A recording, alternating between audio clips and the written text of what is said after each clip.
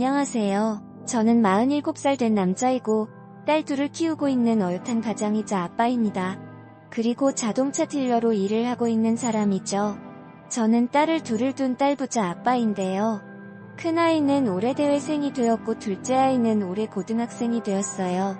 둘 다 이제는 다 큰 숙녀들이라 예전만큼 애교도 없고 같이 있으면 서먹할 때가 한두 번이 아닌데 그래도 제 눈엔 마냥 애기를 같네요. 저는 애들엄마 소개를 저희 형수를 통해 받게 되었어요. 애들엄마 얘기를 하기 전에 형수와 형에 대해 잠깐 이야기를 좀 해야 될 것 같은데요. 저희 형은 형수를 과외 선생님과 제자 사이로 처음 만나게 되었어요. 형이 공부를 꽤 잘해 서울에 있는 Y대에 다녔거든요. 같은 형제지만 저랑 많이 다른 형이었어요. 동네에서도 꽤 소문난 수계여서 형이 방학 때 고향에 내려왔다 하면 동네 중고등학교 다니는 애들은 다들 옆구리에 문제집을 하나씩 끼고 저희 집으로 왔어요. 저는 워낙 공부보다는 축구나 뜀박질을 하는 게 더 재밌었기에 방학 때만 되면 운동장에서 볼을 차기기 바빴어요. 저랑 동창인 친구들도 다 절 보며 야 응석아 네 형은 Y대까지 다니는데 너는 왜 그러냐? 라는 말을 밥 먹듯이 들었죠. 학교 선생님도 그랬으니까요. 하도 그런 얘기를 귀에 못이 박힐 정도로 들어서 그런가 10대 때는 형이 싫었어요. 형이 딱히 저한테 뭘 잘못한 것도 없는데 그냥 형이 리더라고요. 그러면서 동시에 형을 선망하기도 했죠. 저희 부모님은 두 분 다 시분들이셔서 그런가 공부는 지가 알아서 해야 된다 라는 마인드를 갖고 계셔서 딱히 저한테도 공부하라는 소리는 안 하셨어요. 되려 농사일이나 배워서 일손 하나 더 생기면 좋다고 하셨던 분들이거든요. 저야 어머니도 만날 절 보며 나중에 네 형은 대학교 졸업하고 어디 대기업인가 뭔가 거기에 취직한다니께 농사일은 안 할 거 아니여? 그러니까 너라도 농사일을 좀 도우면 가난한 우리 집에 보탬이 되지 않겠냐? 라고 하셨죠. 하지만 저는 농사일도 가난한 집안 상황도 크게 관심이 없었어요. 근데 형은 다르더라고요. 맞이라서 그런가 이런 가난한 저희 집 사정을 누구보다 더 잘 알고 있기에 입학과 동시에 과외를 엄청만 하고 다녔어요. 형 말로는 그 당시에도 서울에서 내로라 하는 부잣집 자녀들은 다들 과외를 받는다고 하더라고요. 그래서 자기 실력만 좋으면 아줌마들 사이에 소문이 나서 과외를 삼에서 싸게 하는 건 일도 아니라고 했죠. 그러면서도 형은 학교에서 장학금까지 받고 공부를 했어요. 지금 생각해보면 형이 인간이 맞았나? 라는 생각까지 든다니까요. 참 대단한 사람이었죠. 이렇게 바쁘니 어느 순간부터는 집에도 잘 내려오지 않고 돈은 아버지 통장에 붙여드리며 명절 때나 오더라고요. 저는 항상 명절 때마다 형과 함께 같은 방에서 자곤 했는데 그때 형의 속 얘기를 많이 듣고 했어요. 그래서 엄마랑 아버지가 모르는 형의 속마음도 저는 알고 있었죠. 부모님은 형이 대기업에 취직할 거라고 알고 계셨는데 사실 형은 법조인이 되는 게 꿈이라고 했어요. 용서가 사실 나는 법조인이 되고 싶다. 아버지, 어머니한테는 그냥 졸업하면 대기업에 취직한다고 했지만 실은 어렸을 때부터 익혔던 거야. 근데 법조인이 되려면 사고시 준비도 해야 되고 시험 준비하다 보면 기간이 얼마나 걸릴지도 모르잖아. 그럼 그 기간 동안 돈은 누가 벌고 네 대학 등록금은 누가 내냐. 그래서 요즘 나도 생각이 많다. 라고 하는 겁니다. 저는 그런 형의 속내를 듣곤 형, 난 대학 안 가. 내가 형처럼 뭐 머리가 좋은 것도 아니고 그렇다고 끈기가 있는 것도 아니고 여배 공부랑은 안 친한 거 몰라 난 어차피 대학 안 갈 게니까 내 대학 등록금은 걱정하지 말고 형이 하고 싶은 게 라고 했어요. 그러니 형이 저를 빤히 쳐다보더라고요. 옛날에 형 같았으면 그게 무슨 소리 나고 절대적으로 대학은 가야 된다고 고함을 쳤을 텐데 그때의 형은 그냥 가만히 제 말만 듣고 있더라고요. 저는 그런 형의 모습에 정말로 형이 간절하구나 라는 생각이 들었어요. 그리고 진심으로 형이 법조인이 되었으면 좋겠다고 염원했죠. 하지만 이런 착실하고 바른 형에게 생각지도 못한 일이 생기고야 말았어요. 형의 인생에 아주 큰 오점이 생기게 되었죠. 바로 형이 과외를 시키던 17살짜리 여자애가 임신이 된 겁니다. 철없는 여고생과 건장한 22살의 남자가 그런 사고를 치게 된 거죠. 그 다음에 명절 때 형은 배불뚝이가 된 본인의 아내를 데리고 집으로 내려왔어요. 그 모습에 저희 엄마는 들고 있던 빗자루로 형을 내리치셨고, 아버지는 그런 엄마 뒤에서 뻐끔뻐끔 연달아 출담배만 피워대졌어요. 그리고 저는 그 난리통에 배가 부른 형수를 데리고 밖으로 나왔죠. 형수는 저보다도 3살이 어린 사람이었어요. 그저 말없이 울기만 하는데 저는 그런 형수에게 손수건을 내주며 울지 말라고, 엄마가 울면 애도 운다고 했죠. 그래니 그 말에 더 엉엉거리며 울더라고요. 딱 17살짜리 고등학생이었죠. 형수는 딱 봐도 서울의 부잣집 딸과 팍팍 났어요. 허름한 인부복을 입고 있었는데도 새하얀 얼굴에 고생 한 번 한 적 없는 깨끗한 손이 그걸 증명하는 듯했죠. 한바탕 엄마의 소동이 잡잡해지고 나서야 형의 얘기를 들을 수 있었는데 5살이나 어린 형수가 먼저 형을 동경하며 좋아했다고 하더라고요. 그러면서 본인은 저희 형을 단지 과외 선생님 그 이상으로 생각했다는데 형도 잘못된 사이인 걸 알면서도 이런 사단이 났다고 했어요. 그리고 나서 형수 부모님이 이 사실을 알고 난리가 나셨다는 겁니다. 당연히 그러셨겠죠. 형수 부모님은 형을 신고한다는 둥, 가만히 안 두겠다는 둥, 본인 딸한테 병원까지 가자는 말을 했대요. 그리고 장인되는 사람이 형에게 손을 올리니 형수가 본인 아버지를 가로막으며 이 사람은 아무 잘못도 없다고 때릴 거면 나를 때리라고 했다는 겁니다.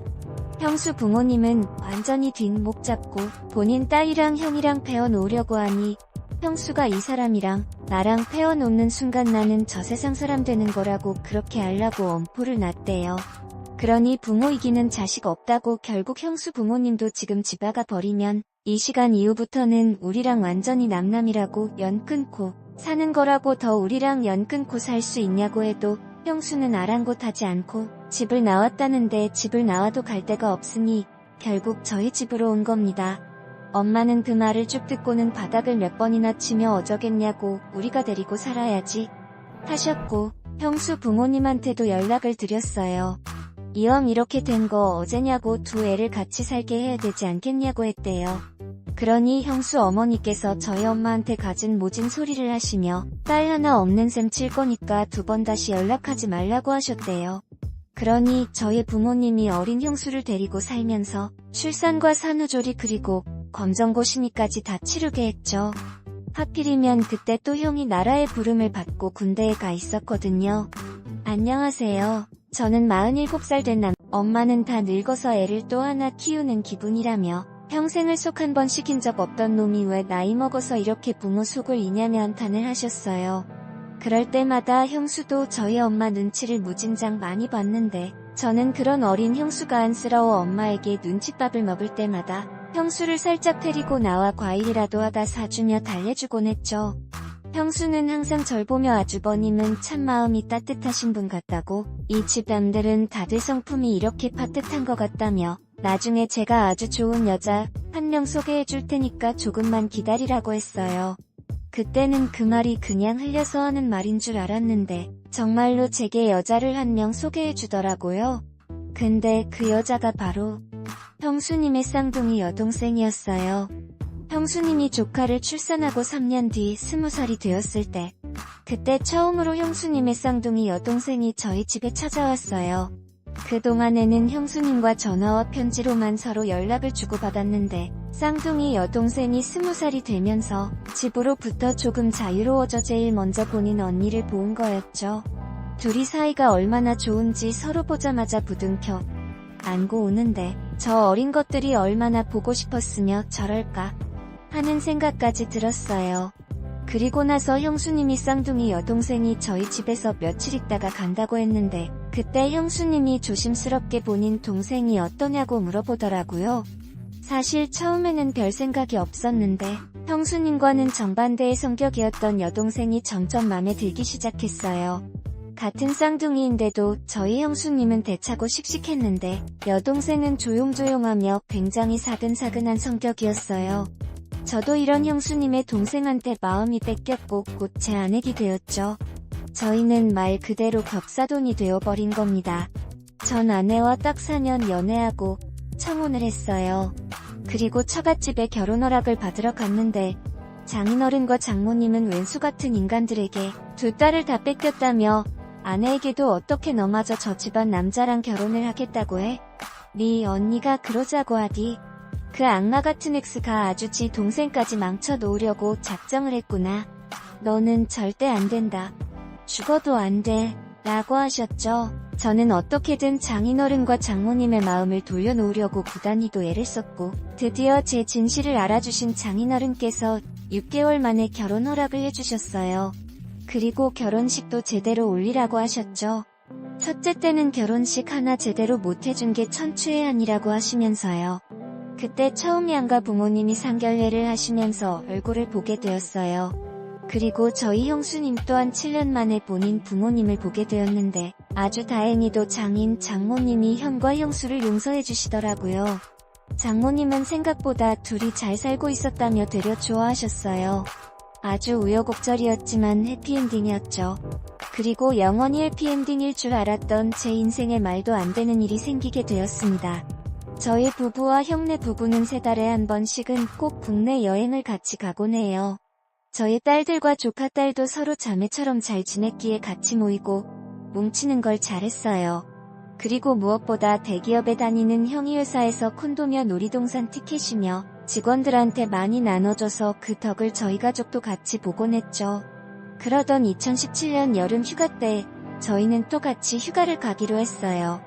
이번엔 부부끼리만 가게 되었는데 애들은 머리가 크다 보니까 다들 바빠서 못 간다고 했죠. 그래서 하는 수 없이 저희끼리라도 가자고 했고 강원도로 동해바다를 보러 가자고 했어요. 그리고 저는 그날 일찍 퇴근을 해 먼저 가서 낚시라도 하고 있겠다고 했는데 집에서 살림을 하는 형수님이 자기도 먼저 가서 식사랑 이것저것 준비를 하고 있겠다며 같이 가자고 하더라고요. 그래서 형수님을 모시고 선발대로 일찍이 강원도로 출발을 했어요. 제 아내와 형은 회사에서 퇴근을 하자마자 짐을 챙겨 후발대로 오기로 했고요. 저는 숙소에 도착을 하자마자 낚시대를 챙겨 바다로 갔는 얼마 안 돼 비가 쏟아지더라고요. 그래서 낚시도 못하고 바로 숙소로 돌아왔어요. 그러니 형수님은 벌써 저녁 준비를 다 해놓으셨더라고요. 저는 점점 붉어지는 빗줄기에 아내와 형이 걱정이 돼 아내에게 연락을 했고 조심히 천천히 오라고 했어요. 근데 순간 아내의 비명 소리가 들리는 겁니다. 그리고 이내 형의 으악 하는 소리가 들리는데 전화까지 끊겨져 버렸어요. 저는 끊긴 전화를 붙잡고 계속 여보세요? 여보세요? 라고 하니 형수님도 놀란 눈을 하곤 제게 다가와 왜 그러냐고 하는 겁니다. 전화가 잘못됐냐고 하는데 저는 차마 제가 들었던 두 사람의 비명소리를 얘기할 수 없었고 다시 전화를 걸 뿐이었어요. 하지만 돌아오는 응답이라곤 전화가 연결이 되지 않는다는 말뿐이었죠. 그 순간 얼마니 심장이 뛰고 손까지 벌벌 떨리는지 저는 그 자리에 섰고 상처럼 굳어 아무것도 할 수가 없었어요. 몸이 움직이지 않았죠. 이런저런 이상하게 생각한 형수님은 제 핸드폰을 빼서 제 아내에게 전화를 걸었고 제 아내가 전화를 받지 않으니 저희 형에게 전화를 걸어 확인을 했어요. 근데 두 사람 모두 전화를 받지 못한다는 말뿐이었죠. 그리고 1시 뒤 병원 응급실에서 보호자를 찾는 연락을 받았고 저와 형수님은 제정신이 아닌 상태로 응급실에 가게 되었습니다. 그리고 보게 된 제 아내와 형의 모습. 형은 차가운 곳에 하얀 천으로 덮여져 있었고 제 아내는 중환실에서 호흡기를 달고 있었는데 제가 보고 있는 그 모습이 말 그대로 그 상황을 말해주고 있었죠. 저희 형은 사고가 난 후에 그 자리에서 직사를 하였고 아내는 의식불명의 중상을 입었다고 했어요. 저는 그 모습에 바닥에 주저앉아 짐승처럼 울어댔고 이건 꿈이라며 제 뺨을 때렸어요. 옆에 있던 형수님도 저를 붙잡고 오열을 하는데 제정신이 아니었죠.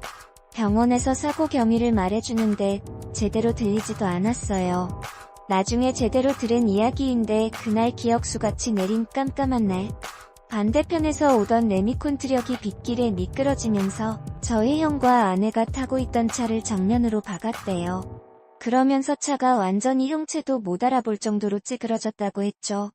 나중에 들은 사고 경위도 감당하기 힘들 정도였어요. 형은 그날 바로 장례를 치렀는데 솔직히 저는 아무런 생각이 나지 않아요. 저한테는 너무 감당할 수 없던 사실이었고 아내마저 중환자실에 누워있다는 사실이 저를 더 힘들게 했거든요. 그리고 딱 한 달 후 저희 아내마저 세상을 떠나게 되었습니다. 너무 가슴이 메었던 게 아무런 손도 쓰지 못한 채 아내를 보내준 것 같아 그게 아직까지도 응어리처럼 남아있어요. 그리고 아내의 마지막 장례식 날 밤에 형수님이 저를 쉬는 방으로 부르더라고요. 저는 그런 형수님의 부름에 아무런 생각 없이 팔아 들어갔고 왜 그러시냐고 했어요. 그러더니 갑자기 형수님이 제 손을 꽉 잡는 겁니다. 그러면서 서방님, 우리 딸 예림이랑 저 좀 서방님이 품어주세요. 라고 하는데 그게 무슨 말이냐고 했어요. 그러니 우리 약속 하나만 해요. 나는 내 남편과 동생을 잃었고 서방님은 아내와 형을 잃었잖아요. 그러니까 우리는 이제 같은 아픔을 지닌 사람이에요. 이런 우리가 아이들을 위해서라도 서로 부모가 되어줘요. 나는 우리 조카 딸들의 이모이자 엄마가 되어줄 테니까. 서방님은 우리 딸한테 작은 아빠이자 아버지가 되어주세요. 그래야 우리 애들들이 엄마 아빠의 빈자리가 느껴지지 않게 잘 클 것 같아요. 우리 딸이 시집을 가면 서방님이 우리 남편 대신 혼주석에서 아빠 노릇 좀 해주고 나도 우리 조카들 시집 가면 내 동생 대신 내가 엄마 노릇 해줄게요. 그러니까 우리 서로 애들에게 부모가 되어줘요. 살면서 저랑 서방님이랑 아무리 서운하고 섭섭한 일이 생겨도 아이들이 엄마 아빠를 그리워할 때는 그때만큼은 애들을 위해서 엄마 노릇 아빠 노릇 좀 해줘요. 그래야 우리 새끼들이 덜 힘들어할 것 같아요. 라고 하는데 그 말을 듣고는 형수님 손을 더 꼭 잡은 채 고맙다고 나는 그런 생각까지 못했다며 꺽꺽거리고 울었어요. 내가 우리 형에게 부끄럽지 않게 최선을 다해 조카한테 아빠 노릇 해주겠다고 약속을 했죠.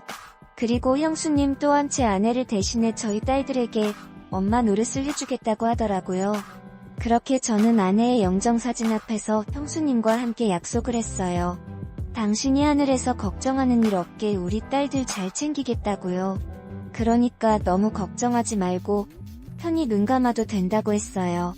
저희 아내와 형은 같은 납골 땅에 안치가 되었는요. 아내나 형이 보고 싶을 때마다 가서 같이 보고 오곤 해요. 아내랑 형 둘 다 거기선 아프지 말고 고통 없이 훨훨 날아다녔면 하는 마음뿐입니다. 아내가 간지 3년이나 흘렀는데요. 아직까지도 제 곁에 아내가 있는 것만 같아요.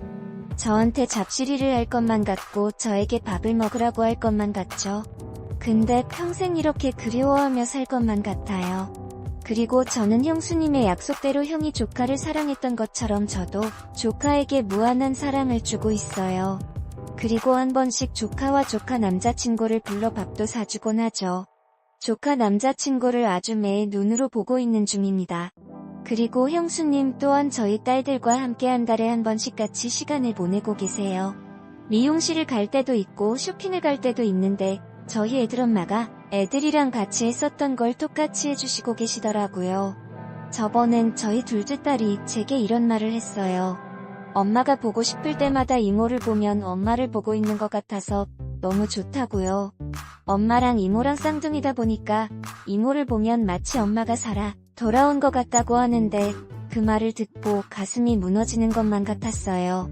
이 어린아이가 그런 생각을 하고 있었다는 게 너무 미안하고 가슴이 아팠죠. 제가 형수님한테도 이 얘기를 해주니 형수님은 되려 좋아하시며 제가 그렇게라도 우리 조카 딸들 마음을 위로해줄 수 있다는 게 너무 행복하네요. 라고 하시더라고요. 형수님 덕분에 저희 딸들이나 조카딸이 이별의 아픔을 더 빨리 치유한 것 같아 정말 다행이라 생각이 들어요. 엄마, 아빠를 일찍 여의 아이들 치고는 표정이 정말 밝고 항상 긍정적이거든요. 형수님이 정말 큰 몫을 하신 것 같아요. 어서면 아내를 잃었다는 슬픔과 형을 잃었다는 슬픔으로 형수님과 더 멀어질 뻔했었는데 이런 제안을 제게 해주셔서 더욱더 가족이 굳세진 느낌이 들었죠. 형수님이 저보다 나이는 3살이나 어리지만 생각하는 저보다 더 어른 같았어요. 사실 어느 누구에게도 제 이런 속사정, 그리고 가슴 아팠던 일들을 자세하게 얘기해본 적이 없었는데 이렇게 속 시원하게 얘기하다 보니 마음이 조금은 풀릴 것 같아요. 제 변변찮은 이야기 들어주시고 읽어주셔서 감사하고요. 만약 저처럼 가족을 잃은 분들이 계시다면 부디 잘 이겨시고 치유하셨으면 좋겠습니다. 엄마는 다 늙어서 애를 또 하나